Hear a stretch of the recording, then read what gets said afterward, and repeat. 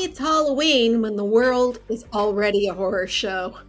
Welcome to MOMocrats MOMochat, part of the DemCast family of podcasts. I'm Donna Schwartz Mills with Karoli and Aliza Worthington from crooksandliars.com. And as we begin this podcast, we see that the war against Hamas is heating up, and the country is reeling from another horrific mass shooting where they still have not been able to find the perpetrator, the alleged shooter. And that's just on top of all the other wonderful news where Karoli was wrong about what was going to happen in the House. What? We saw some glimmers of Republicans actually caring about not electing an insurrectionist, and then they went ahead and elected as our new speaker. Yeah. Not just an insurrectionist, but the most Christo-fascist individual. As a Christian, I just apologize in advance for this guy. I mean, he's just gives me the creeps. We know he doesn't represent you or most Christians. He's awful. He's awful. And yes, I was wrong. I was wrong. I actually it must be because I actually put it in writing that I thought they should do that thing where I was surprised you did that. Yeah. Honestly. The Republicans should flip and, elect Hakeem Jeffries. Well, they should have. They should have. I mean, that would have been better for the country. Their careers are doomed, in my opinion. Now, I really think that they are, and I'm willing to be wrong last time and right this time, because what they did was when they just caved like that was they didn't care anymore. This is not what their constituents want. What this guy is. I'm sorry, whose careers are doomed? Who are you saying? The 18 people who are Republicans representing in Biden districts. Oh. Yeah. Who went ahead and voted for Mike Johnson, or who didn't? Who did? Right. They all voted for Mike Johnson. And honestly, probably a bunch of them didn't know him or didn't care at that point. That's what bothers me the most. I think everybody was saying how exhausted they were from working 1 or 2 days a week for the last 3 weeks. Yeah. It's tiring. It is tiring. I mean, they had to argue with each other and stuff. Yeah. You know, and they were trying to come up with a solution to something. They were getting threats from Jim Jordan's people, and I know that's exhausting. Just sharing space with Jim Jordan has to be exhausting. Yes. But, this new guy. So Mike Johnson gets up there and he is like the non-satirical version of the Colbert character from the Colbert Report. Yeah. I mean, that's the best description I've heard of him. Well, I wish it was mine, but he has this Colbert vibe about him. Unlike McCarthy. Only sinister. Personality. Yeah. And, he got up there and he's like telling jokes. He gets up there and it's like, oh God, he has a personality. I mean, Jim Jordan also has a personality, but it's an obnoxious one. But nobody likes him. Yeah. Right. I mean, so I'm just going to, I'm not prone to conspiracy theories, but I do know how Steve Bannon works. And I think that this was orchestrated. I think that it originated with Bannon and his group, and that Gates was there to toss McCarthy out at the proper time, and that then what they did is they basically went through the what we would consider to be the acceptable, other than Jordan. Okay, Jim Jordan is not, but he's so extreme that anybody who came behind him looked reasonable, right? I mean, Tom Emmer is not exactly a moderate either. And he was tossed before he ever even got to, a vote because he voted for gay Because he marriage. voted he voted to certify the election. Yeah. Right. And voted to certify the That's election. Too reasonable for the And Republicans. but I've been watching Steve Bannon through this whole thing, and he's been back there. Basically, when they put Ember up, he's like, get him out, because then we'll have knocked all the leadership out. And then we can get our guy in there. And I guarantee you that this was planned, and that they were, they were tired, and they could have actually done some due diligence and stopped this, but they didn't. And so now we have the most extreme Speaker of the House we've ever had. I mean, he's just insanely extreme. And Ginny Thomas is probably having orgasms. Ew! Why did you? Ew! Hey, it's Halloween or whatever, right? I'm just trying, I'm just scaring you. That's all. Even image, it's scary. And Matt Gaetz, as good as admitted that this was the plan. Yeah. When he got on Ari Melber's show, another ew. What the hell, Ari Melber? You know what? That actually really pissed me off. It's like, it's bad enough that we have to put up with this. Why do we have to have Ari Melber interviewing this guy? Like, it makes a fucking difference. You know what? I'm sorry. Because Ari Melber is so full of himself, he feels like if he gets Matt Gaetz on his show, he can tear him down and make Matt Gaetz look like an idiot. And he wants didn't happen. That didn't happen. But you guys, I have already self-selected myself into a liberal bubble.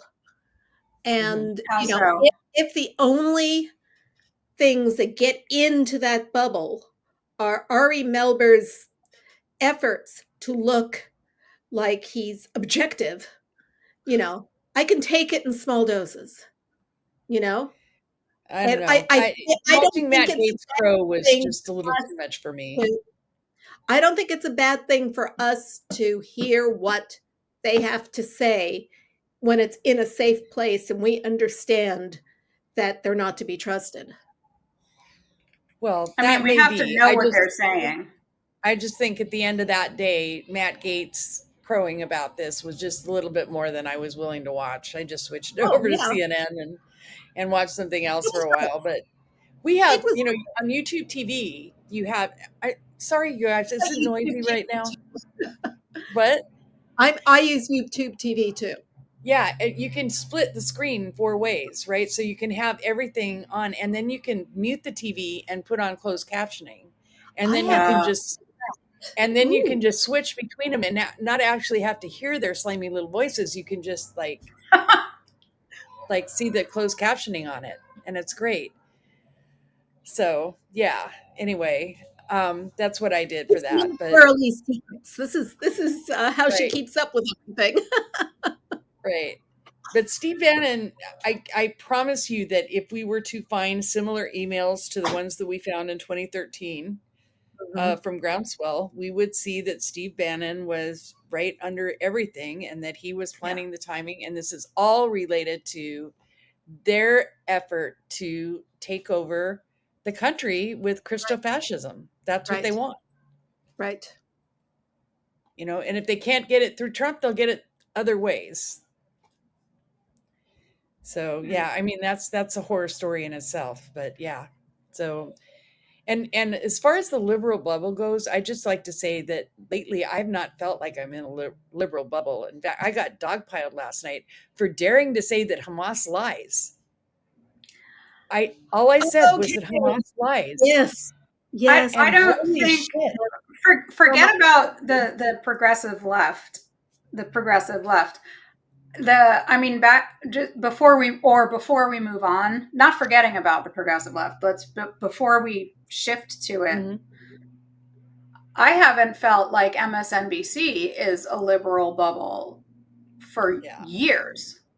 I have felt very, very much like there are only a few shows I can tolerate on that channel that don't have a Republican bent. Yeah. That don't have a clearly rightward slant. And if they didn't have an overtly rightward slant, they had the obsessive compulsion to both sides everything, so that it had the effect of a rightward slant. Yep. And I just couldn't stomach it. I couldn't stomach it. Nicole Wallace, and sometimes Joy Reid and Lawrence O'Donnell were the only ones that I didn't really feel that way about. Sometimes Rachel Maddow. But those are the only people that I felt like I could get decently accurate and liberal, viewpoints from. And but and if you want to talk,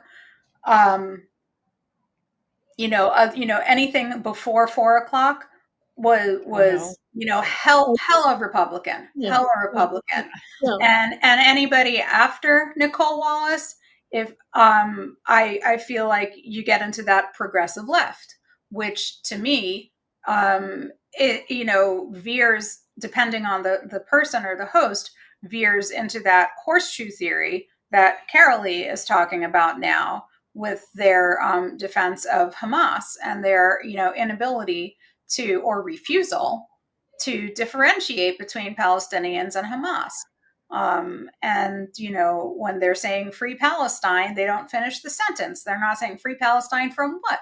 Are they freeing? Do they want to free Palestine from Hamas? Yes, I agree. Yeah.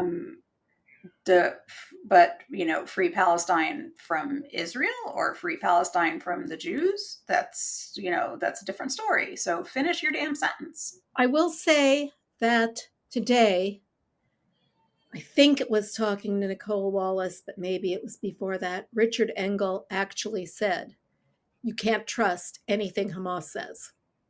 You cannot trust Hamas. That was the first time I heard him articulate that. Well, yeah. Good for him, finally. Yeah, right. Exactly. Finally. Finally. When did I was literally tossed back on my heels over and over again since all of this has begun, over the fact that there was any doubt in anybody's mind that Hamas was untrustworthy. I mean, how is this not something that's just a given? They're Karoli, terrorists. imagine how Aliza and I feel. I totally get how you feel. I do. We look at these videos of people tearing down the kidnapped posters all over the world, and we look at the video of the Jewish students being locked in the library at Cooper Union while people are shouting outside the doors, banging on the doors. It's scary, terrifying. Yeah, no, it is. And it's to me, not being you, and not having to contend with that in that context, it's infuriating to me. Because I mean, there's just like, this was never a question in my mind. And when as Lisa said, the inability to differentiate between Palestinians and Hamas is basic. I mean, it's like, what is the matter with them? Can you hear kids shouting outside? Yes.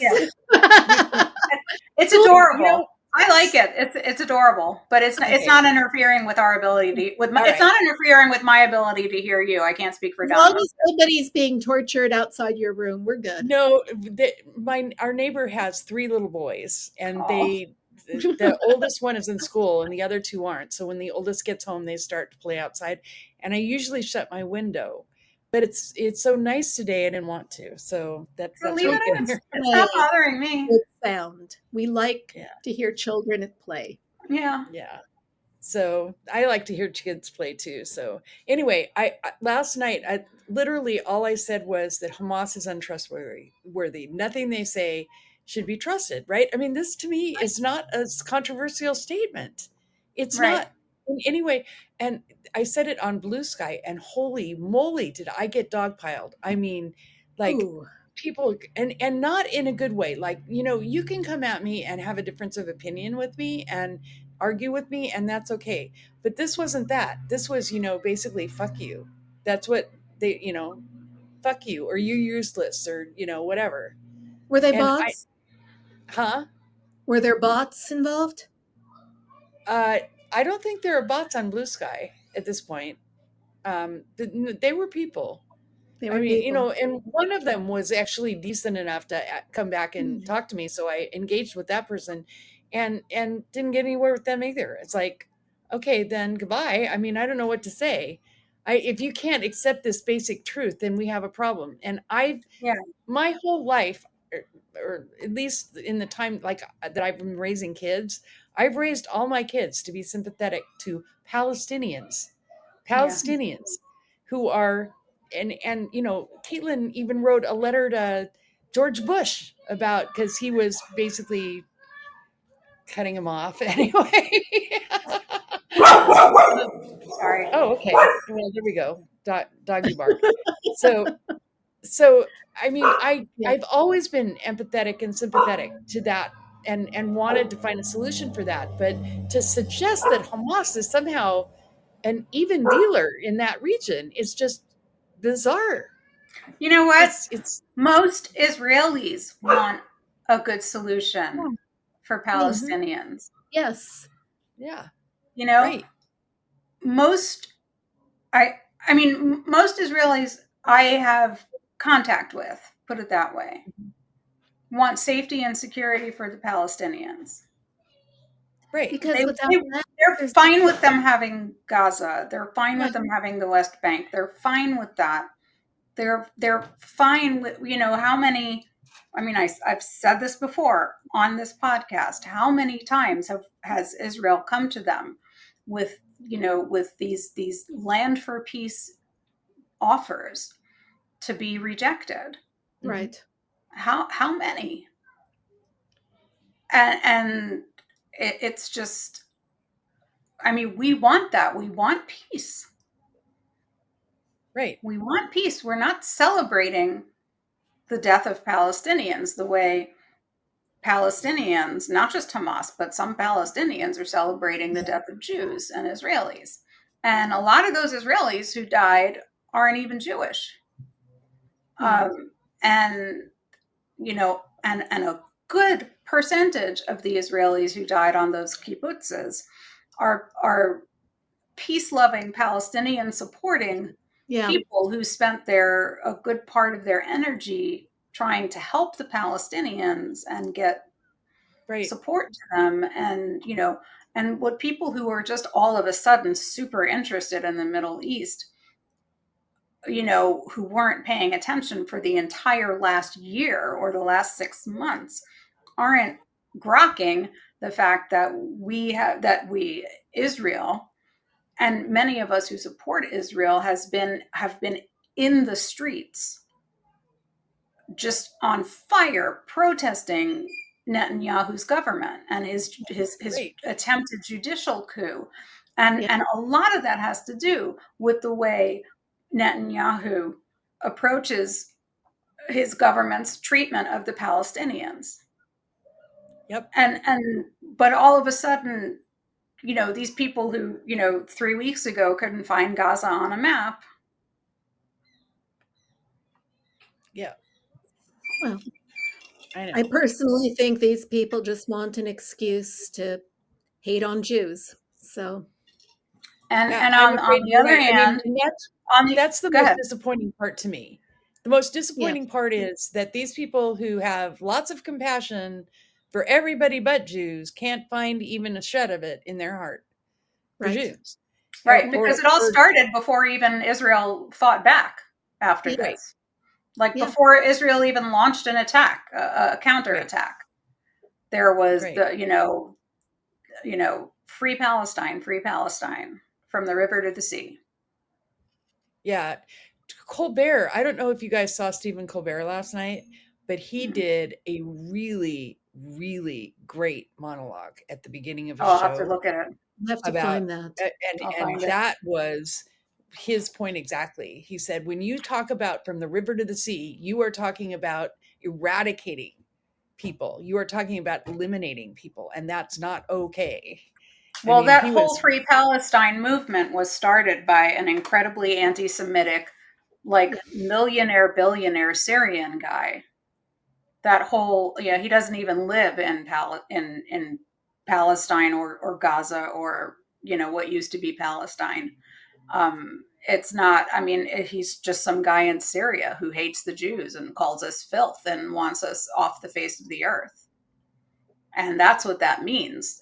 People, if all you have to, Google is free. If you Google that term, anybody can do it and find out who this guy is, who started it. So when you say from the river to the sea, what you're saying is wiping the state of Israel off the map and including the Jews with it. And a lot of the signs that you're seeing at these Palestinian rallies involve, a lot of these signs have, people dropping Stars of David into the trash, like they want to clean, like Jews are filth. Yeah. They want to put Jews in the trash. They want us gone, incinerated. And that's where, this all. There's your horseshoe. There's your horseshoe. Yeah. And that's the horseshoe. That's the horseshoe. United with. And that's, when you deface a synagogue in Portugal with swastikas over what happened in Gaza, it's not because you support Palestinians, it's because you hate Jews. Right. And that, a lot of these same people were the Islamophobes that didn't want people from Muslim countries entering ours. It's the same people. And on the other side, I have somebody that I'm friends with on Facebook for not for much longer, who says, that's it, I'm a Republican now. She's a Jewish person. She's like, that's it, I'm a Republican now. And I'm like, well, okay, that's it. We're not friends anymore, because that was just her excuse to start hating, Muslims and Palestinians. She was basically Republican light, sort of all the way. It's almost like she wanted an excuse to declare her. She was always super, super pro-Israel, but always sort of afraid and, I think, kind of afraid. But now, I think it was yesterday, she said, that's it, I'm Republican now. And I'm like, well, if that's the way you're going to react to this, sorry, Republicans aren't our friends either. She's Republican because of something Joe Biden's doing? I guess, because she thinks Republicans are better for Israel. But he's the one who's leading support right now, because he's urging forbearance. He's urging restraint. Mm-hmm. He's still standing by Israel, but he's right. Everybody's mad at Joe Biden except for the center, and that's again the horseshoe. You have the right wing who's saying he's not letting them mow down Gaza, flatten it. Right. Then the left wing is pissed off that he's letting them do anything to Gaza. Right. I was on Threads, and Ian Bremmer, one of these foreign policy guys, was complaining about Israel escalating the war against them. And it's like a foreign policy. Even I know that Israel has no good options in this. Whatever they do, they're going to be criticized and vilified. Well, they're getting ready to do the ground war is about to start if it hasn't already. And that's, even my most, I have some very religious, so I don't know if you follow Elad Nehori, who lives in he lives in LA. Yes. And he's very strong on Israel, very pro-Israel. He left the Orthodox community, but he's still very religious and very supportive of Israel, but he's very, very worried about what a ground war is going to mean, not only for Israelis and Jews in the diaspora, but for Gazans. He's very, very worried about this is going to be an absolute disaster, and he's worried that it's going to open up new fronts on. But this, again, like Steve Bannon, this was Hamas's plan. Yeah. It was, and they executed it perfectly. Mm-hmm. It's just what they want. Into it with his... But then what can we do? What do we do? And again, this is why everybody's mad at Netanyahu, Yeah. Right. Everyone's mad. Eye off the ball. He totally took his eye off the ball. He was so busy doing everything he could to stay in power, he did not protect the people in the North. Right. Right. And or the people in the so South. we know kind of people in the South. He took all the army. He was protecting the people in the North, and he left the people in the South completely vulnerable, defenseless. And here's the problem that I see. The problem that I see with, because I'm trying to think, well, how do we solve this, right? Let's say that we could take Netanyahu out of the equation. We can't yet take Hamas out of the equation. That's the problem. And because of the way they strategize. And so as long as Hamas is in that equation, it's not going to end well. I mean, it's just not. And I don't know how. Right. I mean, I don't know this. I'm not like, a genius, foreign policy genius or anything like that. But to me, it seems like if Israel does not at this point deal with Hamas, there's no hope for a peaceful solution of any kind. No, there's not. And what's heartbreaking is, when I can handle it, when I can take it, which is not often, but I do make myself listen to some of these conversations, some of these intercepted conversations. I heard a conversation between an IDF soldier and a Palestinian. They call the homes. The IDF calls the homes before they bomb. They do these knocks. They drop leaflets. They say, go, leave, go south, go. And there is a recording of a phone conversation between a soldier and a resident in Gaza. And the Palestinian, the IDF soldier is saying, please go south, and he's saying, I can't. They're stopping us. And who's stopping you? Please explain to me what's happening. They're stopping us. There's a road, how are they stopping you? Is there a roadblock? Yes, there's a roadblock. What are they using on the roadblock? Like the IDF soldier is trying so hard to get all this information. Where is the roadblock? Is it here? Is it there? What are they using? Are they using cars? And the guy is trying to explain to him what, the details of what's being used, and that, are they telling you to go back? Will they let you walk by? And he says, no, they're shooting people. They're, people, and like, what? Hamas won't let people leave. Right.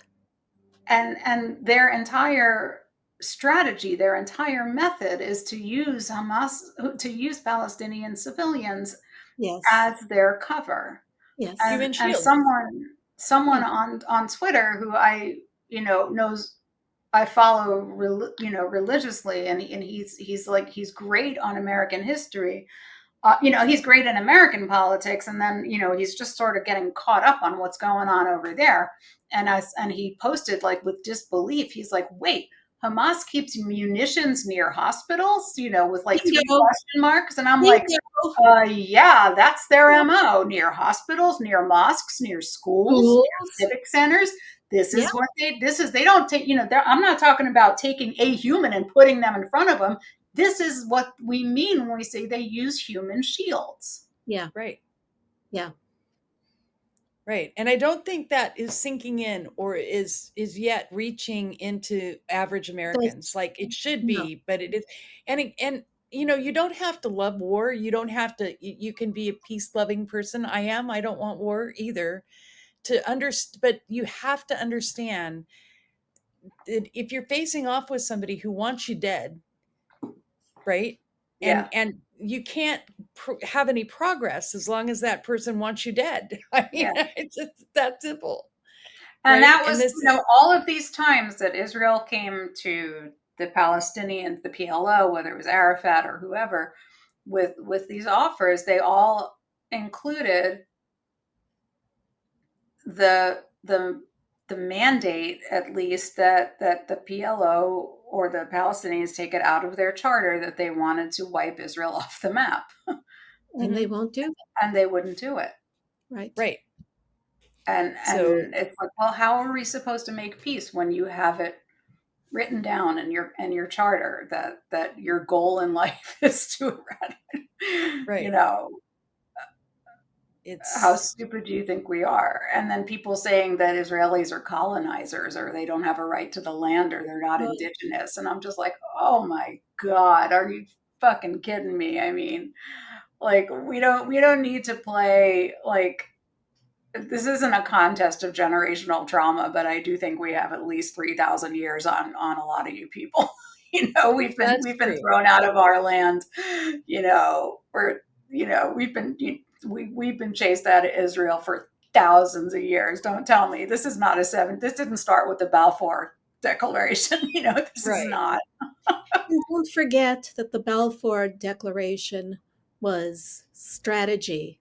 Yeah. The Brits did to pit the people against each other to keep them from rebelling against them. Yeah, thanks, Britain. Yeah, I mean, it was all, I mean, yeah. You know, the Israelis aren't the colonizers. Those were the right. Like but we're the colonizers. And yeah. Oh. I mean, this is something that we're going to resolve on this show for sure. No, it's not. But we can at least, I'd like to say, to criticize, you know, some of the coverage. For example, the hospital bombing is the one that this is what actually got me in trouble yesterday on Blue Sky, was because I said the hospital, you know, everybody ran with the fact that the Israelis bombed the hospital. And then it turns out, oops, no, it wasn't the Israelis at all. And nobody would walk it back until finally the New York Times did. Yeah. Finally. And Rashida Tlaib still isn't walking it back. The time it, you know, according to the Gaza Health Authority, and it's like, wait a minute, that's Hamas. That's Hamas. And that's what I said. I said, that's Hamas. And they lied. Why would you believe them? And they just ran with it. And I mean, you still have people like Seth Abramson out there saying that I have definitive proof that it was the Israelis. And he's published pages and pages and pages on this. Seth Abramson says this? Yeah. Oh, yeah. Seth, this is why there's the horseshoe again. This is why, but he blocked me because I called him out for his fucking bad math back in Bernie days. And I was fine with that. I never had another problem with it. That's good. I don't have to listen to you. People would give me his ridiculously long threads that he'd post on Twitter. And I'd be like, I'm sorry. Oh, is he one of those? Is he one of those? That's so sad. He's one of those. And now he's on Threads. You probably aren't blocked by him on Threads, Karoli. I have no interest in following him. Sorry. I just don't. Karoli loves those 39, 40 tweet threads. I mean, that's the thing. Anybody who knows me knows how deeply I loathe threads. She hates that so much. I hate them. It's like, if you she's like, just write a fucking blog. Exactly. Write a post. Just write an essay. I don't need, 39 of your little pieces of, 240 character pieces in my face. Just go write a post and I can read it. It's exhausting. And then on each one, there's 5 comments. What? I know, it is. So yeah, I mean, I just hate that whole genre altogether. So. That's not Twitter. That's not like, that's not how it's. Yeah. Yeah. So let's move on. Yes. Let's move on. We had some good news yesterday. The U.S. economy grew 4.9%. 4.9%. How did I miss that? GDP was 4.9. And of course, not 5 consecutive quarters where the economy has grown. Thanks, Obama. What recession? There has been no recession. There's no sign of a recession. Oh, did you see the New York Times pitch bot? I saw that's what that tweet was about. The New York Times pitch bot. We were promised a recession, and Another promise broken by Joe Biden. There you go. Perfect. Yeah. But I know. Where's our recession? But I will say this: the stock market decided to go this way. This is the most ironic thing ever, today? right? You just have, you have like you That's have typical. the GDP report says 4.9% GDP. Keep in mind, Trump was like crowing about 2.5% was what his goal was going to be. So GDP grows 4.9%. Inflation stays level. It doesn't go up. It doesn't go down, but it doesn't go up and everything, right? So Powell says ahead of the GDP report, I'm not raising interest rates. And the market's like, yay, yay, yay, no more interest rate increases. And then the GDP report happens and the markets go in the tank. I mean, it's just like crazy. They've lost like it's not just that. Because of all the raised interest rates, the bond market has got larger yields. And so people are taking the money out of stocks and moving them into bonds, whereas the old bonds that aren't worth as much are tanking. And it is so perverse. I mean, it is perverse. I think it's crazy. Thing George H.W. Bush ever said was voodoo economics, because it's all voodoo economics. Yeah. What seems like good news, low unemployment, people are working, people's wages are rising, stock market goes down because they don't. This is my face when you guys start talking about bond markets and yields and stuff. So you guys finish that conversation, and then I'll join you again when you're done. I have the most basic understanding of that because I think it's all voodoo. It is. It is all voodoo. What seems like good economic news for all of us makes my 401k go down. Every time. Every freaking time. That is so yeah. That's yes, I am learning through my husband that our 401k has been going down, or hasn't been doing so well, but that's over the last 6 months, over the last year. So everybody. Planner needs to move you out of mutual funds and into bonds. I don't know. I mean, should they? Or financial planning advice now? You just I don't know. I mean, but we're easily we're 10 years away from retirement, though. I mean, at least probably we're not. Yeah, I'm 54. I'm not. Yeah. So they I mean, without doing a bunch of retirement planning here, it's just that you're fine at 10 years. Just hang in there, and that's what I'm doing too. And that is actually I'm past retirement date, so hold on, right. So anyway, but I mean, there has I guess, do we want to do all the bad news? Oh, great! Here's a trash truck. I leave my window open for once, and it's like every noise of the planet has to come to my window. Pretty late for a trash truck to come by. And I know. Our trash trucks come by at like 5:30 in the morning. Oh, ours don't. They come all day long. They don't have a schedule. It's just whenever. I just want to conclude the talk about the economy, pointing out that rising wages, near full employment, we're getting our infrastructure. The Biden-Harris administration are creating jobs with factories here in the United States. These are all things that are working. That's why this economy is so strong. And what we're hearing from Mike Johnson and those people are just total lies about the economy tanking. Right. Well, let's just call it MAGA Mike. MAGA Mike. The UAW and Ford. I was going to say that. I wanted to bring that up, that they reached. Is it a tentative agreement or is it a full agreement? But the UAW has stopped the pickets against Ford, the strike against Ford. Okay. Over and right it's now. huge. And this tentative agreement, they're getting They're getting a 25%, lot. 25% over raise. 4 years, plus Amazing. living adjustments. Right. So Now is a good time to be part of a union. Yeah. This whole presidency is really showing how pro-union it is. Yes. Um, And yet, yeah.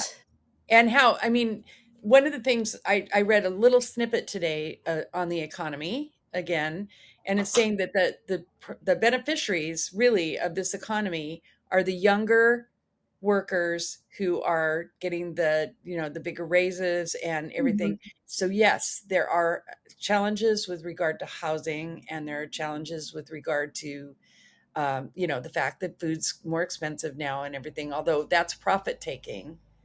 That's profit taking, and it's actually easing a little bit too. I mean, you're not Right, I think going it to is the too. store and find it's not like eggs are $12. That's a lie.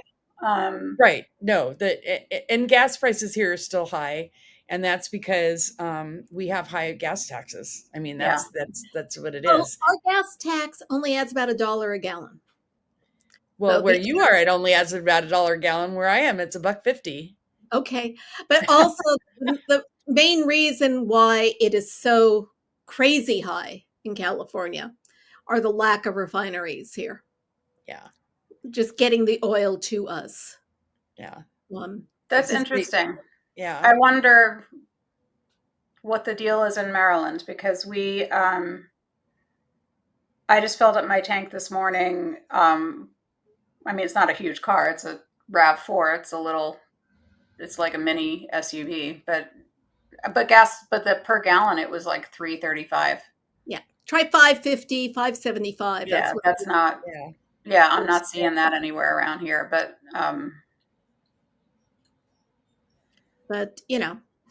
that's why Karoli is happy she has a Prius. And that's why, even though I hate Elon Musk, I love the Tesla we bought. I've seen a few new Teslas on the road and they're gorgeous. So this is just as an aside with regard to EVs. Like, everything that I see is they're really popular. Like, it's hard to get EVs because they're so popular. Mm-hmm. And yes, I have noticed that the Tesla dealership has them here, but other EVs are really in demand and everything. So Business Insider, which I subscribe to because they do have some decent articles and everything, has for the last 3 weeks pushed articles saying that EV sales are in the tank, that EVs are going to die, that they're not. I mean, what? It's really weird. It's like not somebody, in California. And not in Maryland either. They're certainly not here. I mean, I think people love the tax incentives to have the EV. So okay, so it's in the hopes that I don't do this, I want to ask a question about EVs. If we know do the tax incentives apply to any EVs or no? Okay, not any. Right. They have to be specifically, and there's a lot of different requirements, but essentially they have to be under a certain price. Is that right? Depending on, I mean, there's different vehicle it is. There's like different. Right. They also there's different tiers, but assembled in North America. Yeah. Components. Oh, okay. So like an Ioniq might not be, like if a Hyundai so far is not eligible for the rebate. Right. Yeah, that's one of the reasons why we ended up with the Tesla. Okay. Because it was eligible for the rebate. Yeah. But it is something. And you have a $7,500 max on a new EV. You can get a $4,500 rebate on a used EV. Right. Wow. So, but is a Toyota EV? Toyota doesn't even have that many EVs. Toyota is for like a Prius. Philosophically does not agree with total EVs, so that they're in the hybrid camp, or they're developing some hydrogen engines and stuff like that. So, I mean, I've been a Toyota driver forever, and we've had Priuses for, like, I don't know, the last 17 years or something. And I don't know, if this car dies, whether we'll do another Toyota, or because we want to go gasless. I mean, we want to not have to buy gas. That's Well, the thing. Nissan's Leaf is a good one. Kia has a good one. But they might not be eligible, right? Because they're No, the Nissan Leaf is, I think. Oh, is it? Because is it built in the United Yeah. States? Yeah. Yeah. Volkswagen has a very good few EVs. The German cars are great. I know somebody that just bought an Audi EV. It's gorgeous. Okay, so but there are certain, in order for it to be eligible, it needs to meet certain requirements, Right. for the tax. And then the amount of the credit is dependent on the size of the car and right, all that. Okay. So Also, yeah, if you are a wealthy person, you're not eligible for the tax break. right. Oh, interesting. There's an income limit Mm-hmm. on your eligibility, and this is to keep it for the middle class. And back to the union discussion, the stronger the unions, the stronger the middle class. So the fact that these I can't separate in my mind the fact that the economy has been doing so well, with it's all part of the fact that the unions are strong, effective, and supported by this administration. And they're when unions are striking, they are hanging on, and they are getting what they want at the end. And that's really important. And that's I feel like it's all part of this it's building back better. Yeah. And working for the middle class. I'm so tired of hearing middle class people saying, oh my God, the economy sucks. It does not. Are you employed? Well, and that's the thing that's so disconnected about this, is that total dissonance. You poll people and they say the economy is terrible. And I'm not sure if that's because Fox News sings that song so much that, and they people all are watching sing that song. They all do. To some extent, they all do. And, but that's the thing that I literally is the disconnect. How is it? And I don't know specifically how to fix it, but how do we get to where people realize that, actually the economy is good and it's getting stronger and it's getting better. This is not 2020. And MAGA Mike, he made a big speech about how in 2020 gas prices were this, and and food prices were this, and it's like, does anybody remember exactly? I remember the toilet paper shortages. Do you remember waiting in line at Costco for to get toilet paper? I mean, come look on with that already. And I mean, it's just, I don't know. It's crazy. And it's crazy to me that people aren't making that connection, and they're not making that connection because they're paying attention to what people are telling them instead of what is real, what the reality is. Well, because what people are telling them is massaging their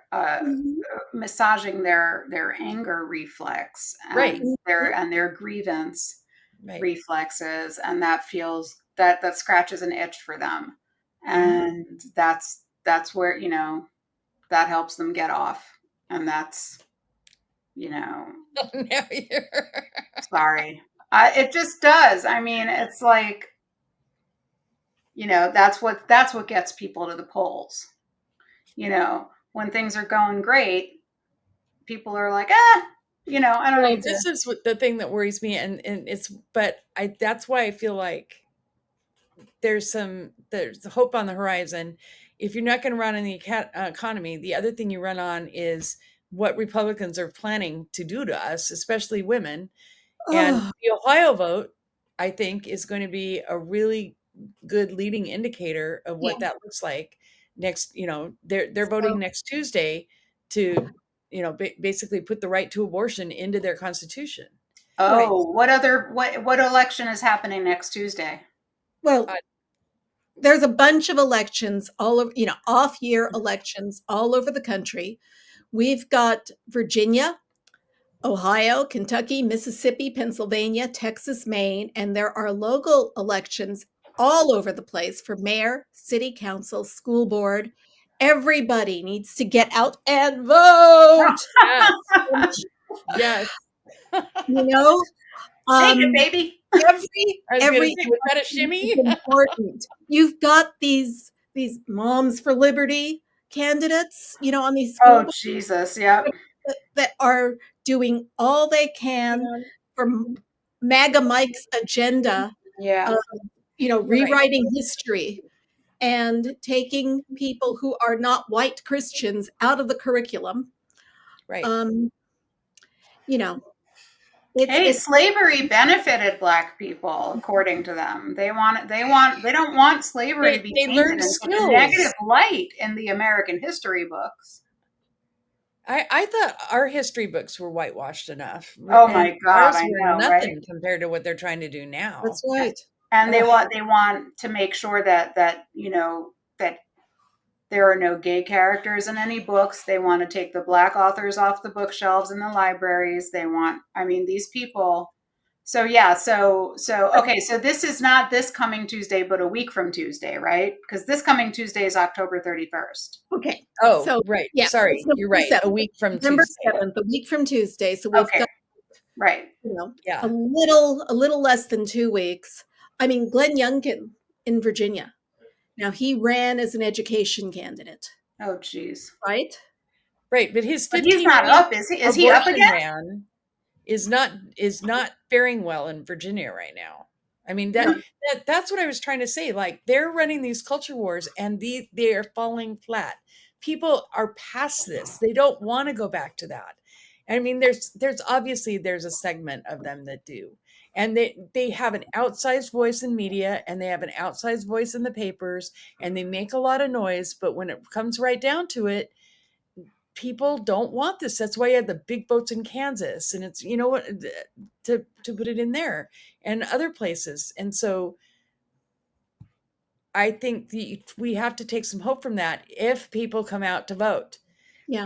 And I think now for next year, for 2024, when we have the big elections that come up, you know, the Biden versus Trump election and all those, we need to have the kind of turnout that they had in Poland, where 75% turned out. Yes. And the right wing was tossed out. Yeah. That was exciting. It was exciting. It was, and it gave me hope. It was like, we can do this. We can get out the vote. We can, you know, they won't steal the election. They won't claim that we stole the election if the turnout's big enough, right? They'll claim it, but well, they can claim it, but they won't. Right.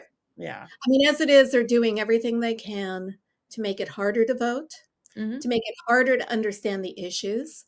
The Republican legislature in Ohio made language changes to the explainer of what issue one was about. Really? Republicans always do that shit, though. That's why. Yeah, they like to make it confusing. Yeah. If you're confused enough, you'll just throw your hands up and say, I can't do this. Right. I'll vote no. And that's what they're counting on. And that's why there's boots on the ground all over Ohio right now. And I mean, the polling looks good there and everything. And that is going to be, I mean, you think about what just happened in the House, and you know, everybody wants to say, okay, well, you know, now we have this Christo-fascist Speaker of the House and everything. Of course, he's a Christo-fascist, you know, with a nice looking face and, you know, glasses and everything. He looks like Casper Milquetoast, but he's not. And everything, but we have him, and people are not going to forget what happened there. The Republicans can't govern. They don't want to govern. They don't want anything to do with governing. They just want their way. And they want a shutdown too. Yeah. There's going to be, they want a shutdown. Yeah. Oh, that has happened for the last 3 weeks. We have So how many seats are up this year? Well, in 2024, right? Well, there's some seats there are some special elections happening right now, and I'm not sure how many there are. But there's But 18.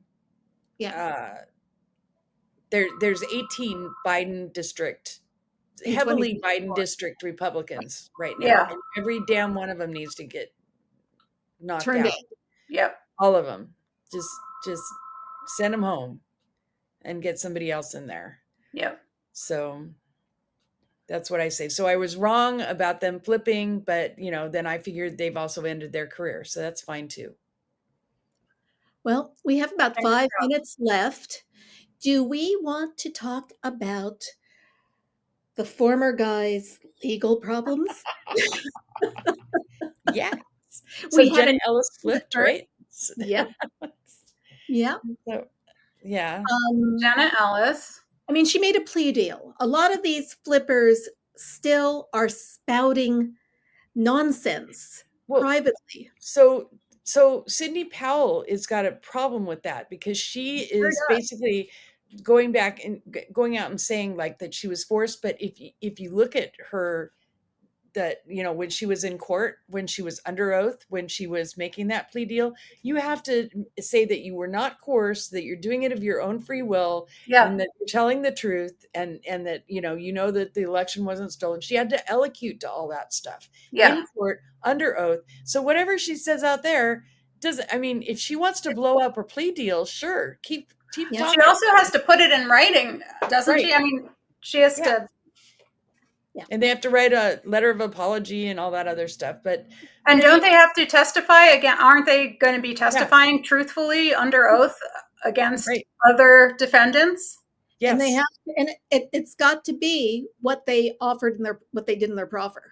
Yeah. Right. They would not have been given these deals if they didn't have something that So I mean, the fact that Sidney Powell's out there like talking shit, I mean, if she wants to blow out her plea deal, sure, go ahead. She's made so does that blow out, or could that? I mean, could they come back and say? I don't think it would, but I suppose it could. But what it does is it gives some ammo on cross-examination. Didn't you say, after you made the deal, didn't you say this and that and the other thing? But she's just in Sidney Powell's case, aside from the fact that she's a loon, this has been her income. Right. I mean, nobody's hiring her as an attorney anymore. Right. Right. So she's raising money. And I think that's the same thing with Jenna Ellis. I saw that in Colorado, they are looking very seriously at her legal, at her ability to practice law. Good. She's going to get disbarred? It looks that should be.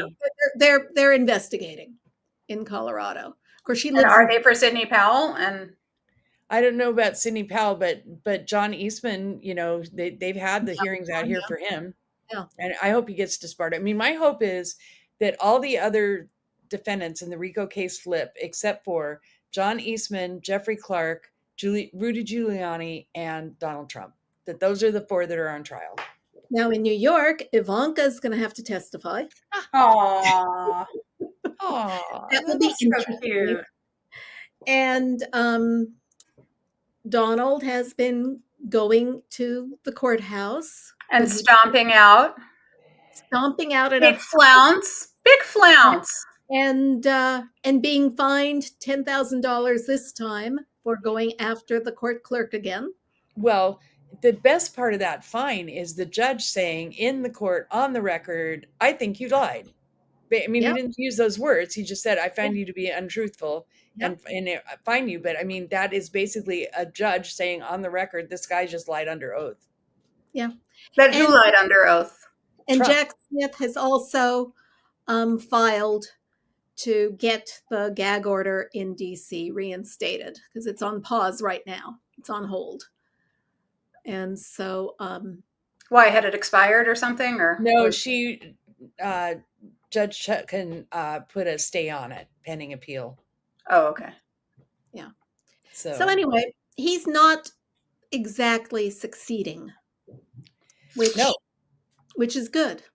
So does that mean he's sort of more of a loser than a winner? Yeah, he is a big loser.